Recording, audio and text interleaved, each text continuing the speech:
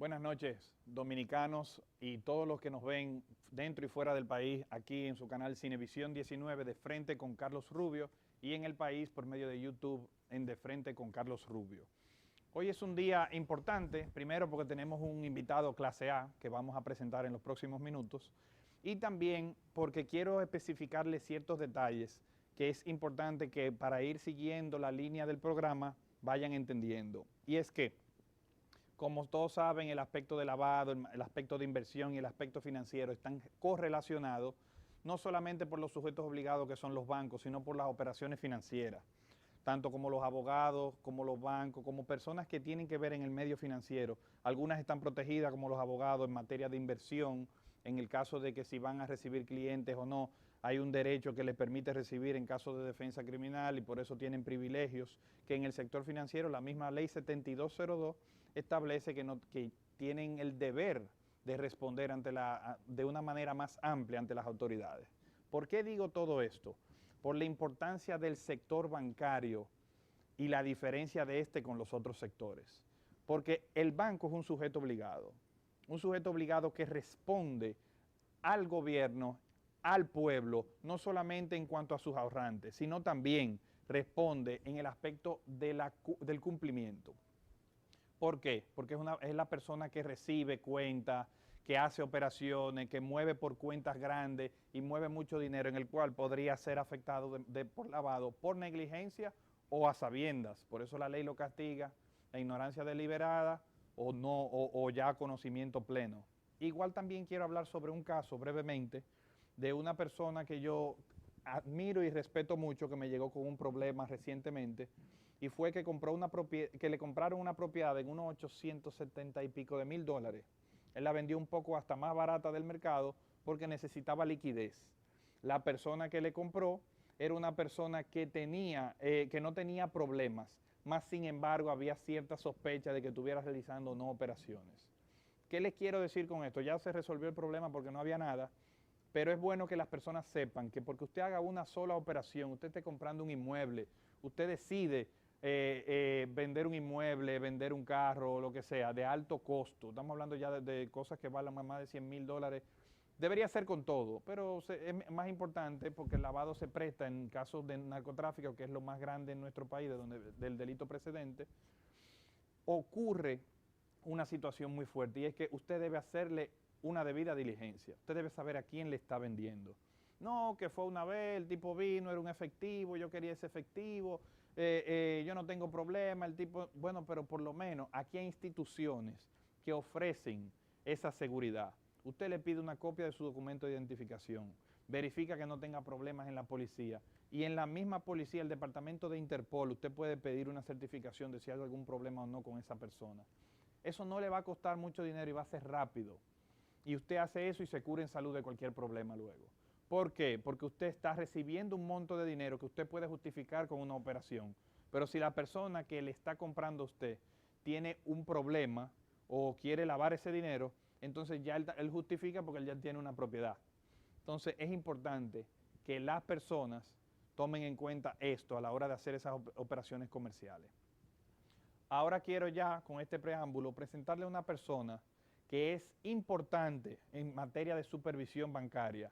Es una pieza clave en las operaciones diarias y es un empleado gubernamental importantísimo. ¿Por qué es importantísimo? Por sus funciones y la capacidad como la ha desempeñado hasta el sol de hoy. Nuestra comunidad, para que las personas sepan, en materia de lavado es pequeña.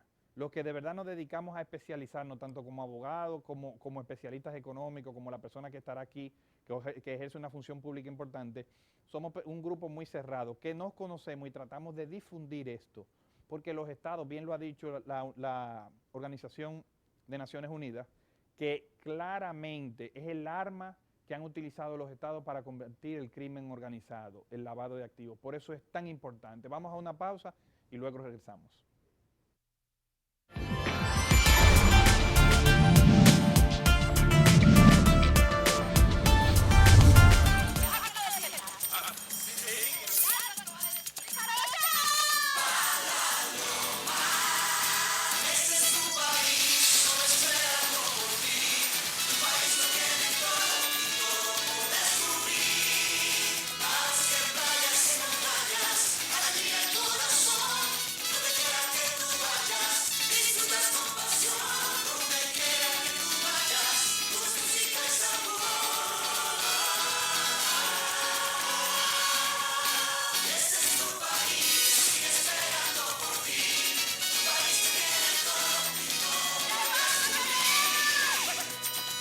Donde quiera que vayas, hay una aventura por descubrir. Conoce tu país. Ministerio de Turismo. Turismo para todos.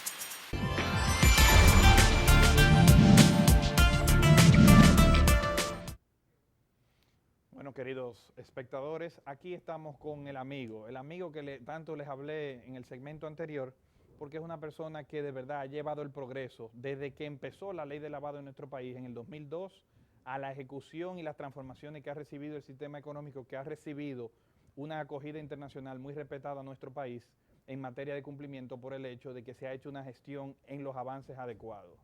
El doctor Hiromi Castro.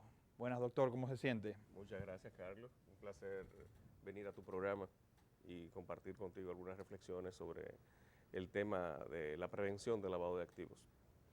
Es importante que las personas sepan que ahora mismo hay un proceso que el doctor va a explicar claramente, pero para dar una vista por arriba de halcón, es importante que las personas sepan que de aquí en adelante las personas que sean residentes o ciudadanos norteamericanos y los sujetos obligados deberán reportar a estas personas una vez pase en sus cuentas más de $50,000 al año para que se sepa en materia impositiva. Eso viene de una ley hecha en los Estados Unidos para el mejoramiento y la optimización de las recaudaciones de impuestos de los norteamericanos y las personas que tienen intereses de ellos. Por lo tanto, el doctor nos va a explicar cómo viene esa transformación porque revoluciona el sistema de nuestro país, ya que hay que estar por encima de todo esto todo el tiempo. Imagínense, o sea, ahora el Estado tiene que velar por eso. Doctor, explíquenos ya el detalle. Bueno, más bien es una ley norteamericana que obliga a todas las entidades financieras internacionales a reportar a los nacionales norteamericanos, sean residentes o ciudadanos, siempre y cuando transen más de $50,000 al año en esas economías. Y el reporte se debe hacer al IRS, que es el Departamento de Recaudación de Impuestos de los Estados Unidos, porque es por asuntos federales y normativos tributarios. En el año 2010 se emite la ley de incentivo al trabajo y producto de esta ley se emite entonces la Foreign Account Tax Compliance Act, que es la ley para la imposición de impuestos o la ley de impuestos a cuentas en el extranjero. FATCA, cariñosamente. Cariñosamente FATCA, todo el mundo la conoce por sus siglas en inglés. En principio todo el mundo dijo que cómo esto iba a ser, si esto es una ley norteamericana, cómo se iba a cumplir, pero como Estados Unidos es el principal socio de todos los países del mundo, imagínate, ellos pueden hacer leyes de este tipo e imponer que se cumplan en otros países. Me imagino que también por dos motivos. Número uno, porque nuestros bancos dependen de las cuentas en los Estados Unidos. Sí, es el gran liquidador internacional nuestro, el sistema de pagos, el sistema financiero norteamericano, el sistema bancario más bien norteamericano es el gran liquidador del comercio internacional en la República Dominicana. ¿Y el banco que no cumple con reporte recibe algún tipo de sanción? Sí, se le congela, el IRS congelaría el 30% de sus activos financieros. Esto es interesante y debemos de hacer un poquito de historia con todo esto para que se entienda. El tipo de acuerdo que la República Dominicana acaba de firmar o de prefirmar con los Estados Unidos es un acuerdo sustancial. Este acuerdo sustancial es del tipo IGA 1A, Intergovernmental Agreement, es decir, IGA por sus siglas en inglés, y es el 1A que es muy especial.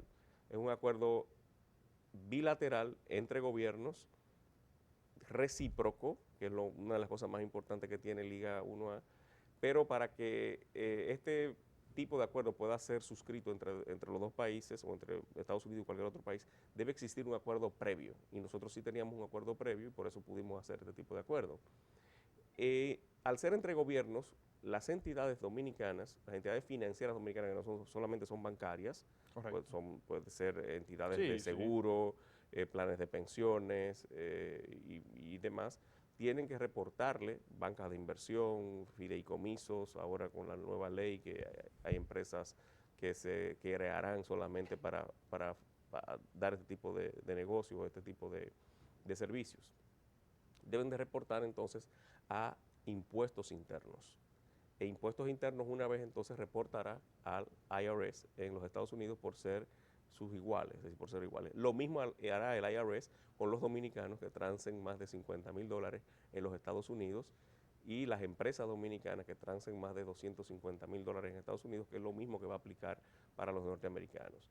Como he dicho, residentes, ciudadanos y personas que hayan durado más de 6 meses de estadía en los Estados Unidos. Aún sea con visa de paseo. Aún sea con visa de paseo. Ellos dicen que esta gente aplicaría también. Va a ser poco difícil, sí, pero va a ser un poco difícil. El control es difícil. Imagínate qué control vas a tener sobre esto, no le vas a preguntar a todo el mundo. Usted ha durado más de 6 meses últimamente en los Estados Unidos. Esto va a ser ya un poquito más difícil. Yo creo que ellos también van a ser bastante laxos con esa parte de la ley, porque... Aunque se trabaje, hay que comprender que va a haber un margen de error. Va a haber un margen de error bastante significativo. Es decir, la desviación ahí va a ser bastante significativa, definitivamente que sí. Bueno, las entidades reportarán al IRS y el IRS lo que quiere con esto y el gobierno norteamericano es tratar de comparar las declaraciones de sus residentes y ciudadanos con lo que ellos realmente tienen fuera de sus países. Hay un detalle que es importante. Si esa persona depositó $70,000 ese año en esa cuenta, el banco manda el reporte. Sí. Ok, pero si el próximo año esa persona no deposita nada y siguen los 70, ¿tiene que mandarlo o ya no? En este caso sí tiene que mandarlo, porque a pesar de que son transacciones, lo que va a decir es que simplemente él mantiene un volumen que pasa del límite y le está rentando de alguna forma. Pero no le dice el monto, solo dice que pasa el límite o le establece el monto. Le establece el monto. Le establece el monto. Todavía no tenemos el acuerdo operativo. Es bueno aclarar lo siguiente. Nosotros con este acuerdo sustancial firmaremos luego, el Estado Dominicano firmará luego el acuerdo formal. Esto será muy pronto. La Comisión Dominicana está trabajando ya en esto. Una comisión que realmente me enorgullece mucho formar parte de ella, con personas del Banco Central, del Ministerio de Hacienda, de la Dirección Nacional, de la Dirección General de Impuestos Internos, de Relaciones Exteriores, de la Superintendencia de Bancos, la Superintendencia de Pensiones. Hemos estado, dije Ministerio de Hacienda creo que también. Y de seguro. Y de seguros también. Hemos conformado un equipo de verdad muy, muy, muy valioso y que me enorgullece formar parte de él. Trabajamos muy duro y gracias a Dios conseguimos que el país lograra el acuerdo, porque esto iba a implicar, si no se llegaba a un acuerdo, situaciones bastante difíciles para el sistema de pagos dominicano, ya que se cierra la puerta norteamericana. Inmediatamente esto iba a empezar a causar problemas con la banca norteamericana. Siempre digo que el problema no es que te congelen el 30% de tus activos financieros en los Estados Unidos. Es que te cierren la cuenta. Es que al banco que le congelen el 30% de un cliente, inmediatamente ese banco va a reaccionar cerrándole la cuenta. Y ningún otro banco te va a aperturar cuenta. Porque tú eres una persona problemática. La noticia se la envían a todos, es decir, a todas las entidades. Entonces esa situación genera un problema sistémico para ese banco en los Estados Unidos. Y entonces vas a perder tu medio de pago, tu sistema de pagos en los Estados Unidos. Tendrás que buscar otro. Y este es el que nosotros más usamos. Dependemos de entre un 60 a un 65% todavía del comercio internacional nuestro. Claro. Es con los Estados Unidos. Y la otra parte, una gran parte, se liquida en Estados Unidos. Es decir, para que veas que no de cuánta es la dependencia de pago nuestra del sistema de pago norteamericano. Que sin embargo podría también tomarse en cuenta en los mercados europeos, pero los mercados europeos tienen los mismos acuerdos y van a hacer lo mismo. Y si tú eres recalcitrante, que como es la clasificación, que es un término que yo creía que se había quedado en la Guerra Fría, pero bueno, lo han recreado en esta ley. Y si tú eres recalcitrante, los bancos europeos tampoco te van a aperturar en cuenta. Por eso es que el cumplimiento es importante, no importa que sea con la banca norteamericana o no, sino porque ya que ahora todo es globalizado. Hay un punto que yo quiero como sector privado, yo que asesoro personas del sector financiero, tú sabes, pero de materia privada, y me choca algo y me es importante, y es que yo he visto que el sector seguro en nuestro país se ha mantenido de una manera... No hay ninguna forma de que hicieran cumplimiento anteriormente, no veían la necesidad, no había problemas, estaba muy disminuido el cumplimiento en esa materia. ¿Qué ¿qué se está haciendo? O sea, ¿se está preparando junto con eso? ¿Algo más de cumplimiento? No te compete, pero algo debes saber. O sea, se está trabajando en el cumplimiento ya para las aseguradoras, porque no había algo supervisorio agresivo con la aseguradora. Y en Estados Unidos la aseguradora tiene una lupa arriba. Claro, son parte del sistema financiero.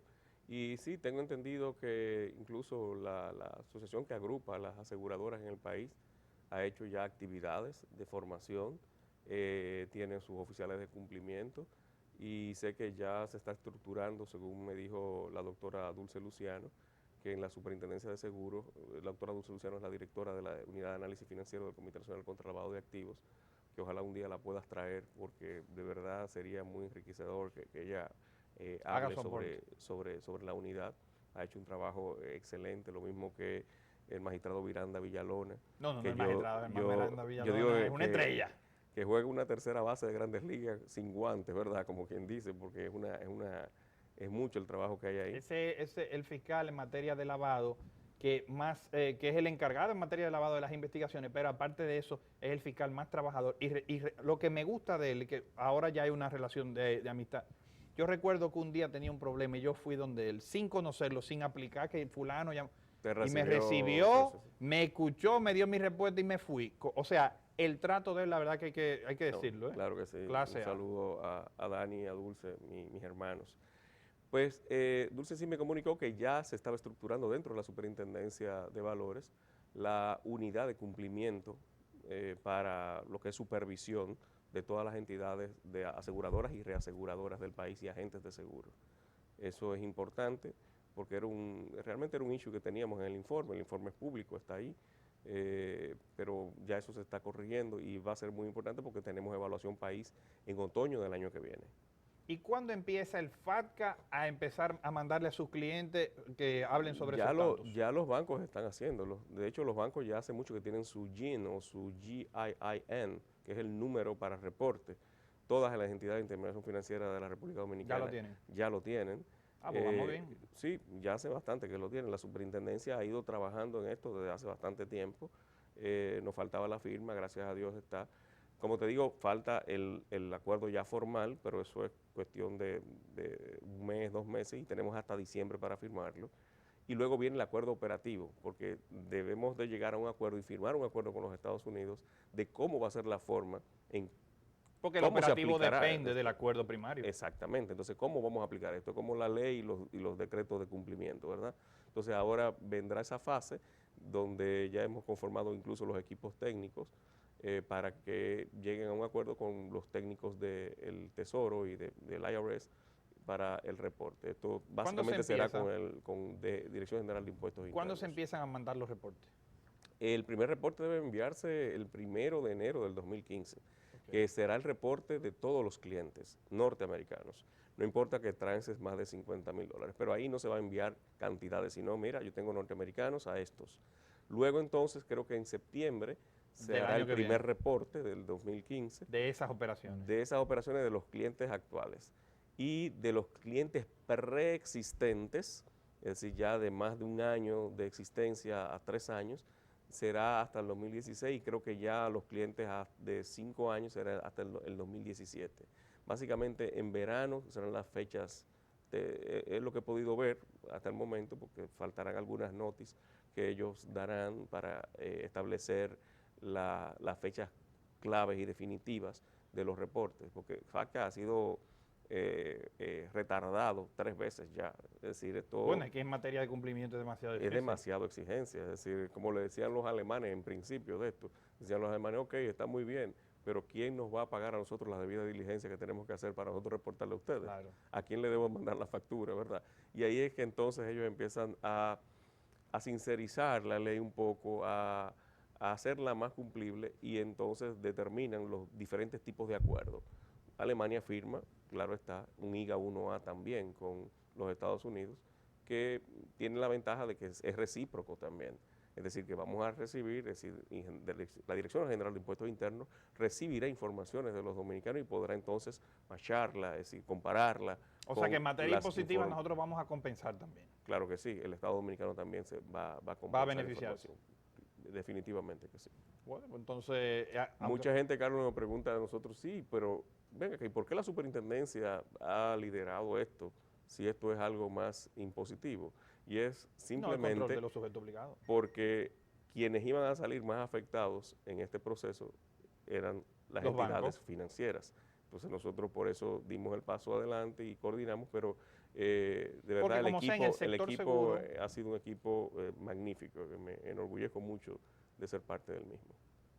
Entonces, lo que pasa es claro, porque es que cuando tú tienes los bancos, cuando tú manejas los bancos, que tú eres el que supervisa en materia de lavado todos los bancos del país, tú tienes más responsabilidad que todo, porque ellos son los que mandan el dinero allá y ellos son los que tienen la cuenta de ahorro. Claro que sí.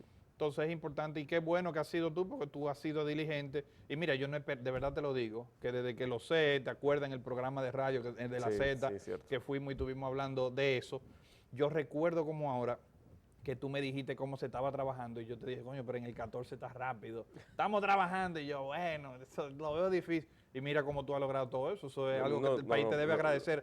No, ni independientemente de todos los Ha sido todo el involucrados. equipo, No, y lo sé. Y sé que son muchos sectores también, tiene que haber muchas personas. Claro, claro. Pero te has mantenido en el sector bancario trabajando duro porque eso a ti te he visto. Los otros no los he visto. Sí, sí, pero ya hemos conformado un equipo, de verdad, tanto en la Super como en los otros organismos, que ha sido excelente. Ojalá nosotros poder trabajar todo con equipos así, porque yo creo que No, y es más sacaríamos muy armonioso. buenos frutos, de verdad. No, y lo bueno es que en este sentido el país y la República Dominicana va a poder saber en qué están los dominicanos de allá también. Porque así van a poder saber si pueden cobrarle impuestos, si no pueden cobrarle impuestos. Porque aquí mucha gente dice, no, que tengo mi negocio allá, trae dinero, maneja su truco, ¿entiendes? Y ya es un momento en el cual, si todos vamos a pagar impuestos, que ellos también paguen. Claro que sí. Porque eso es una necesidad del país. Ahora, a esto se le suma esta situación nueva que se llama el choke point. Choke point operation. Que explícalo más o menos cómo funciona. Bueno, el choke point operation es una estrategia que ha desarrollado el Departamento de Justicia con la OCC, que es la Oficina de Control de la Moneda de los Estados Unidos. Y choques de estrangulamiento, ¿verdad? Ajá. Punto de estrangulamiento, operación punto de estrangulamiento. Está obligando a las entidades financieras norteamericanas a que le cierren cuentas a una serie de empresas que, aunque son de alto riesgo, son empresas legalmente establecidas, legalmente operando y que pagan sus impuestos. Entonces, ahí viene una situación de quizás de Estado de Derecho, ¿verdad? Dice, pero acá, yo pago lo mismo que me exige el Estado, yo necesito operar y necesito un sistema de pago que me maneje las cuentas. Entonces, si no es así, no voy a poder operar. Esto ha causado un revuelo dentro de los Estados Unidos porque el Senado norteamericano ha interpelado al Departamento de Justicia y a la OCC y ya han sostenido 2 reuniones y hay una que se tendría que celebrar la semana próxima, si Dios quiere, en la que ellos le tienen que argumentar y tienen que sostener o presentar las bases sólidas para poder mantener este tipo de operación, este tipo yo diría, de estrategia de presión. ¿Cuáles son esas entidades? Las entidades, las piramidales. Bueno, eso... Pero bueno, es que hay que establecer la diferencia entre el esquema Ponzi y el esquema piramidal. Hay un esquema piramidal en donde se te que es vende legal, un bien, correcto. y el bien tú lo usas. De los tú lo vendedores y los usufructúas. vendedores. Exacto. Y ahí no hay ningún tipo de problema. No, claro que no. Pero ellos dicen que eso es de alto riesgo y porque muchas veces los productos no son de la mejor calidad y una serie de cosas. Han recibido reportes de personas que no están satisfechas con No, y el que esto. compra primero compra un descuento, que si se quiere hacer una operación de lavado, solamente hay que hacer una compra sólida y la reventa. Y lo importante de esto es diferenciarlo de los esquemas Ponzi, porque los esquemas Ponzi son eso es una estafa. financieros. Eso es una estafa. Y eso está prohibido en los Estados Unidos y ahí no hay ningún tipo de problema. Donde no Y en nuestro país no también. está prohibido, no está prohibido el esquema Ponzi. No está prohibida la esquema, estafa. el esquema correcto, Pero exacto. se debe prohibir el esquema Ponzi. Pero yo hice una publicación en el 2011 ofreciéndole al Senado Hay preparar una ley. Ahora creo que Charlie Mariotti Sí. la va a presentar. Sí, exactamente. Pero eso debió pasar hace mucho. Ahora, como sea, el país tiene las herramientas para trabajarlo como estafa. Claro. porque funciona igual. No, claro, y ahí Son los hay mismos principios. engaños, hay asociación de malhechores, hay una Ah, serie de delitos que son está- previos de lavado, claro, incluso. Que sí, que correcto. son previos de lavado porque son crímenes. Y entonces, por eso se pueden juzgar, si se puede, el dinero que se obtiene puede ser tipificado como dinero ilícito. Pero bien, lo Vamos ahora importante... a una pausa para que el director entonces nos prepare y regresamos. Perfecto.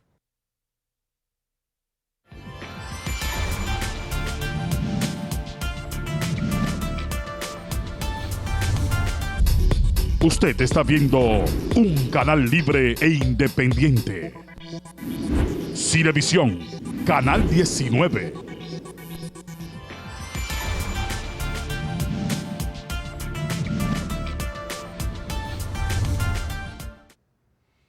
Aquí regresamos con su programa De Frente con Carlos Rubio, con nuestro querido amigo el doctor Hiromi Castro, que nos está explicando lo que es el FATCA, cómo va funcionando, cómo la institucionalidad ha ido progresando y está haciendo cambios para un mejor control y una política antilavado que nos va a traer una de las cosas más importantes, que son los inversionistas.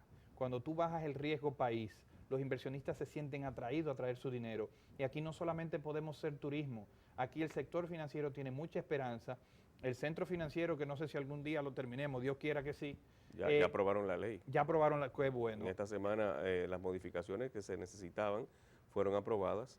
Esas modificaciones son básicas para que el país vuelva a reingresar en el Grupo Egmont, y con el solo ingreso en el Grupo Egmont, nosotros, el país va a calar en el ranking bastantes peldaños. Porque era un requerimiento del Grupo Egmont. Claro que sí, era una situación de la ley, una situación jurídica, pero que se corrigió, y ya con esto nosotros volvemos de nuevo al Grupo Egmont, que es el grupo de unidades de inteligencia financiera de todo el mundo para intercambiar información a través de la Egmont Security Web, es decir, la red segura de Egmont, una red encriptada en donde yo me podía comunicar inmediatamente con la unidad de análisis financiero de Croacia y preguntarle por un croata que está aquí, y ellos inmediatamente me decían, mira... Entonces, en el momento que eso se paró, no podías hacer eso. No, ya no se podía porque entonces no había acceso a través de Egmont. Es una barrera para la debida diligencia horrible. Horrible, horrible.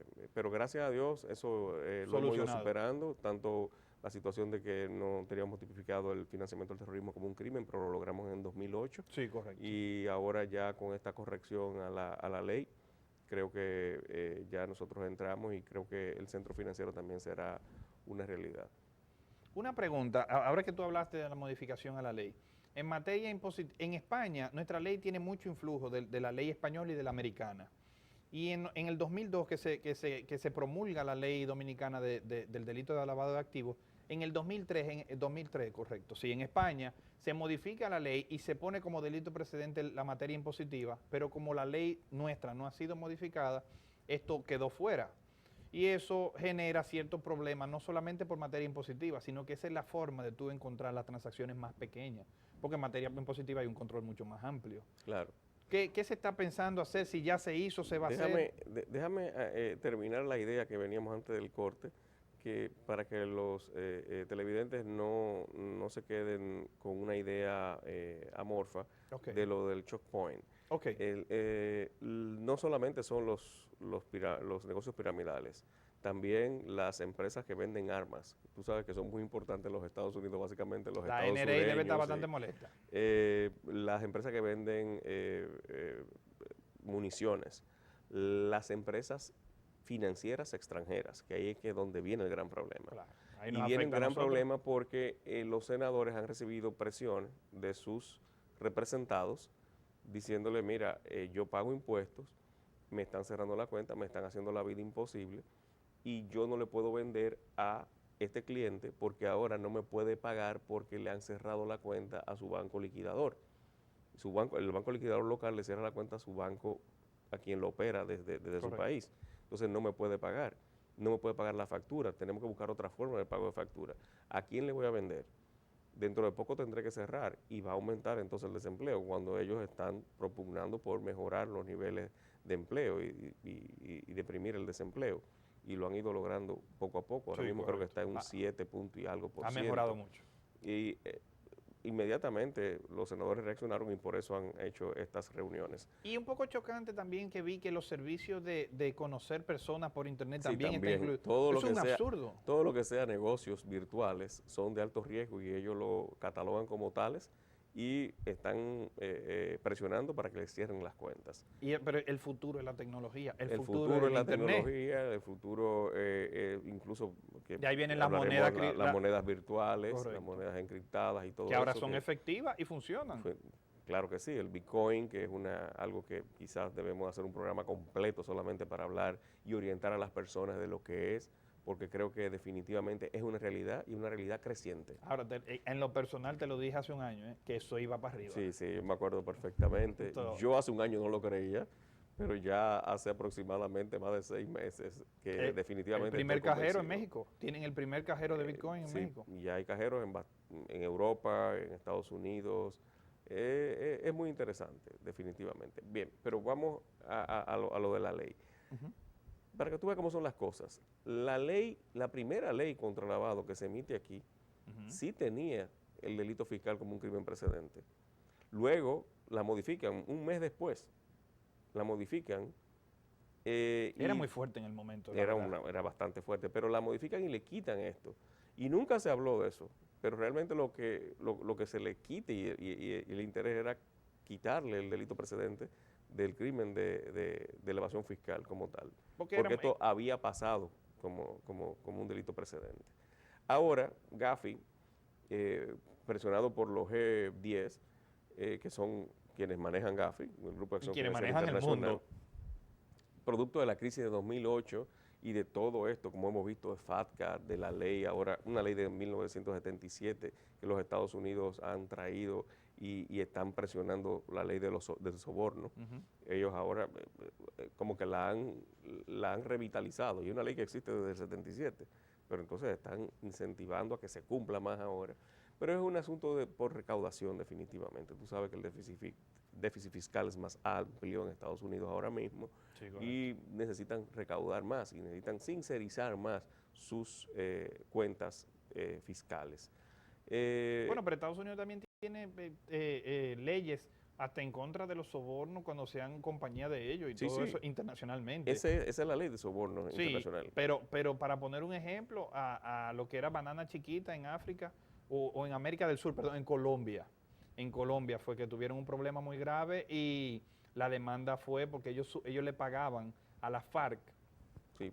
Pero era un peaje de seguridad. Exacto, pero era un peaje que todo empresario pagaba. Si pero no por ser una empresa americana no lo podía pagar. No podían operar. Y tuvieron un problema grave.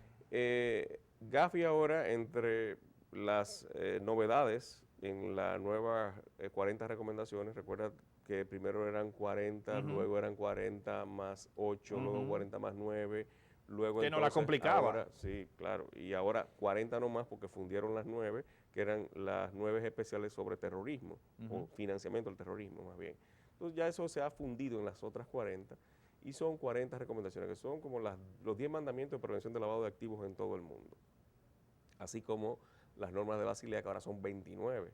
Empezaron con 20, luego, eran 20 y ahora son 29 normas la de Basilea, que es lo que tiene que ver con la regulación y la supervisión bancaria, que está vinculada directamente a las 40 recomendaciones, porque eso se hace ahí mismo, con Basilea, porque OBCE, son las mismas obligaciones, o sea, del reporte y el control. Y el control.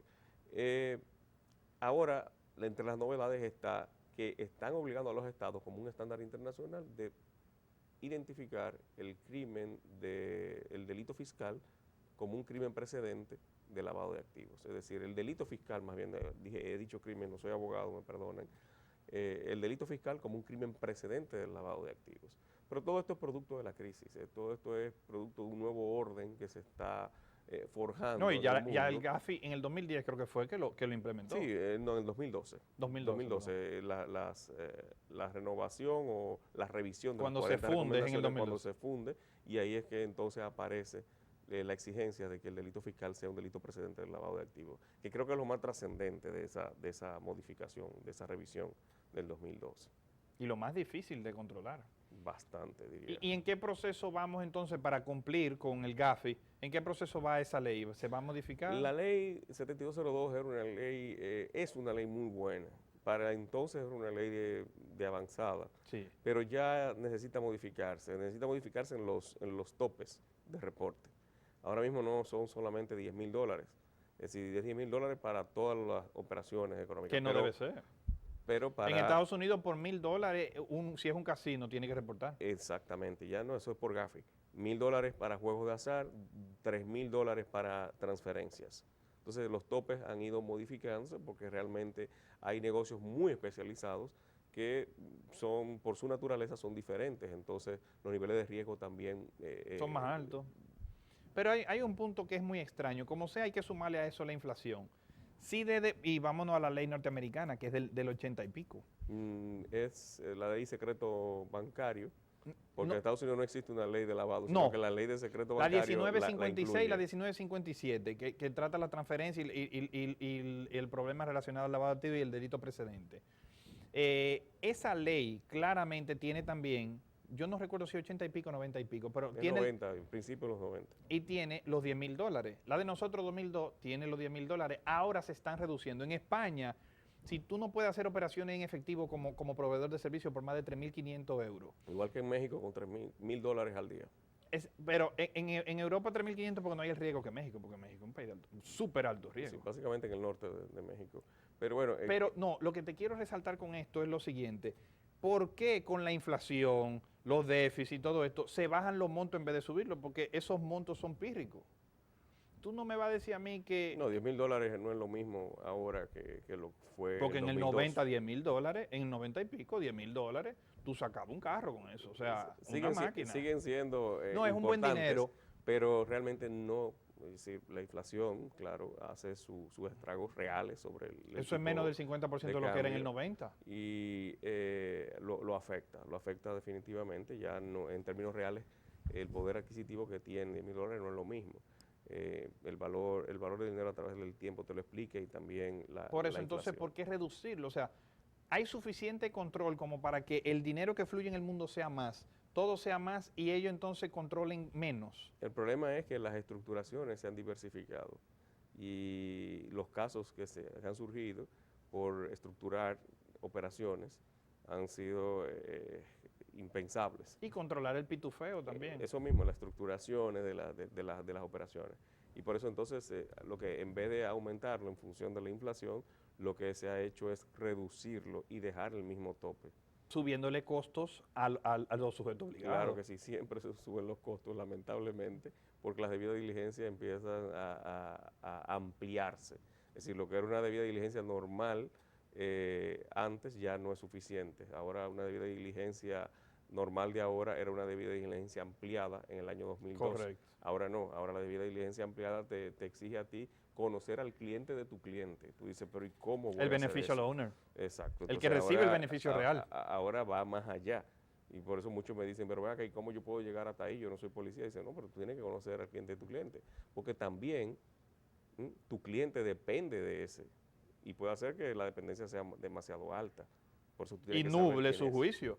Es igual que los incentivos en ACAMS, siempre resalta mucho eso, que los managers de firmas de inversión y todo eso son personas que hay que tener una supervisión amplia, no porque sean malos, pero como viven de comisiones, podrían con un cliente muy importante aceptar situaciones que no deberían aceptar. Sí, eso es muy interesante, muy importante. Una pregunta entonces, para cerrar lo de la ley, basándonos en GAFI, ¿solamente es importante modificar en el aspecto impositivo la ley? ¿O hay otros puntos que también habría que modificar? No, hay que modificar varios aspectos fundamentales.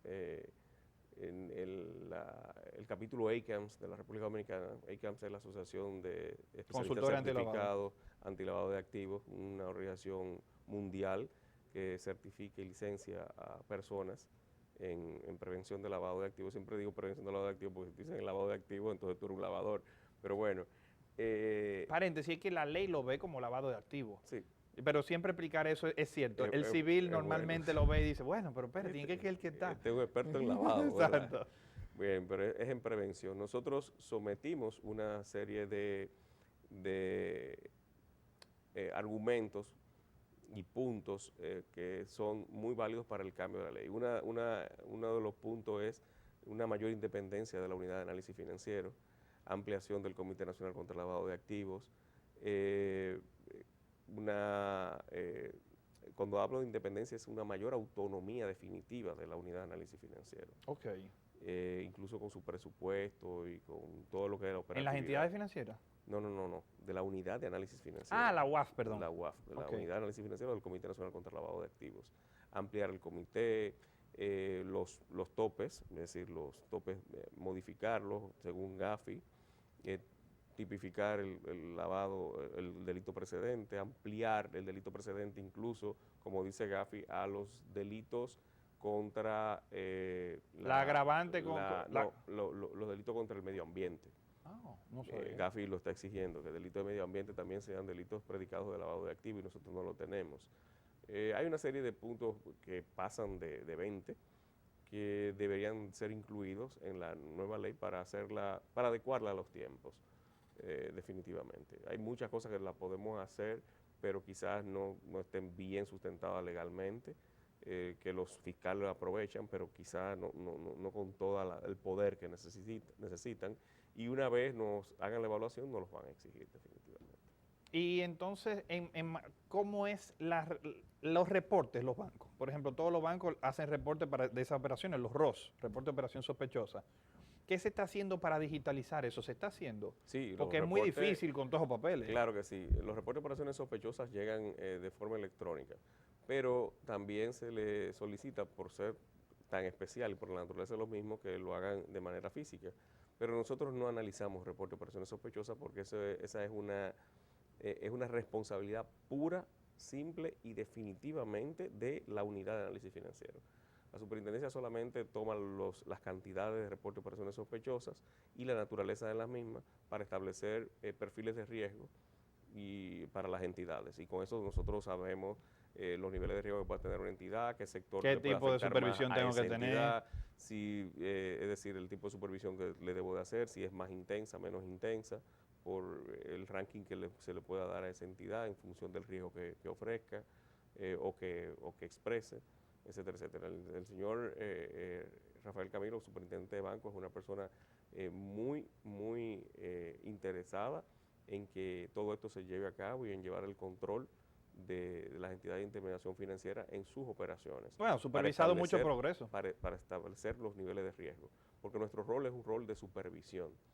Y fíjate que siempre también se preocupó muchísimo desde que llegó con esto de FATCA, el señor Camilo, y nos comisionó y nos dio todo el apoyo para que lográramos la firma de ese acuerdo, porque definitivamente si no lo lográbamos, imagínate, podríamos perder el sistema de liquidación norteamericano. Bueno, yo que represento muchos clientes y trabajo con Morgan Stanley, como tú sabes, que es una firma de inversión la más grande de Estados Unidos, y trabajo con ellos, capto clientes y tengo un contrato con ellos, te puedo decir que ellos han visto el país en los últimos 4 años mucho mejor, y en materia de cumplimiento hay mucho más tranquilidad, que eso se debe en parte a ese trabajo que han hecho ustedes. Claro. Y eso es importante. Vamos ahora a una pausa para entonces hablar lo que es el Bitcoin.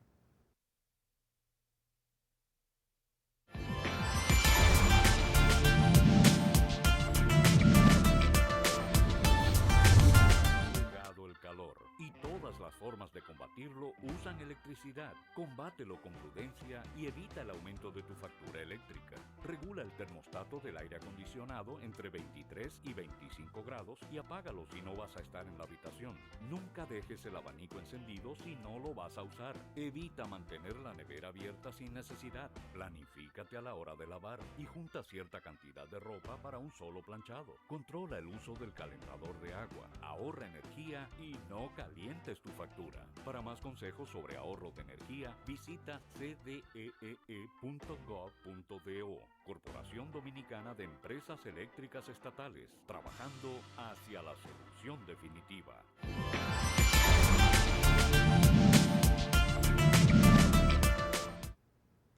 Seguimos con el doctor Hiromi Castro en De Frente con Carlos Rubio.